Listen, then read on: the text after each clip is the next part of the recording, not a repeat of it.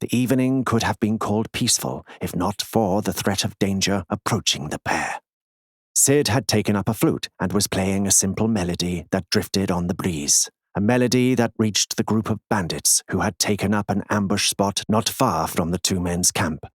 As the flute tune carried, Sid played with one eye open, sitting on a fallen log. Bjorn sat cross-legged close to the fire. It was Sid who noticed the figures in the woods shifting around their camp. He saw the telltale glint of steel reflecting the firelight, the slight disruption of shadows in the night that revealed men who thought they were stealthy. He winked at his friend and continued to play while he stood up, allowing for a quick draw of his rapier should the need arise. Accustomed to the strange man's antics, Bjorn recognized the preparation for danger. Bjorn began to stand up as well, easing a large greatsword free from the sheath on his back. Thinking they had ambushed the two travelers, the 5 bandits burst forth from the tree line and attacked. 2 of the men came charging at Sid, one with a wood axe and the other with a large, unwieldy sledgehammer. The other 3 peeled off towards Bjorn, all with smaller axes in both hands. Sid braced his feet, raised his sword, and laughed maniacally as one of the brutes swung down heavily with his axe. Sidestepping to the left, with a quick thrust, he slipped the slender sword into the man's throat. He flicked it to the side and tore a large gash in the neck. Sid felt the blade feast on his opponent's lifeblood, urging him to continue his dance of death. A genderless voice only Sid could hear said, "Another one dead. How many have we killed?" The mortally wounded bandit immediately clutched his throat, trying desperately to cover the grisly wound. Sid pirouetted around his collapsed foe as the second enemy attempted to knock his head off with a wild horizontal swing of his crude hammer.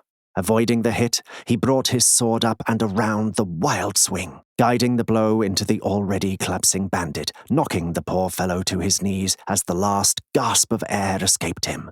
Sid chuckled. The dance was dangerous, but exhilarating. He replied to the empty night, "One more, certainly." Swinging back to square with his remaining opponent, Sid fainted low, forcing the man to off-balance himself with a wild block. Then, with a strong thrust, Sid ran the blade through the bandit's heart. Retracting the sword swiftly, he stepped gracefully out of the way of the dying man's futile swings. Bjorn had chosen to charge at the 3 heading his way. Meeting the one furthest to the right, he halted abruptly and swung his sword in an upward arc with both hands on the handle as his opponent flailed with an undisciplined strike at the giant man. As the sword lifted up, catching the axe and bringing it high, Bjorn reversed the momentum of the blade, interposing it between him and the other 2 as he shoulder-checked the man in front of him with his heavily armored body. Stunning the man and knocking him over, he continued to step forward, driving his left heel into the fallen man's face as he pushed off. With the crunch of the skull cracking, he propelled himself forward, thrusting his blade past the second opponent's futile guard and driving his sword through his midsection. He quickly retracted the blade and brought the weapon to bear on his final opponent.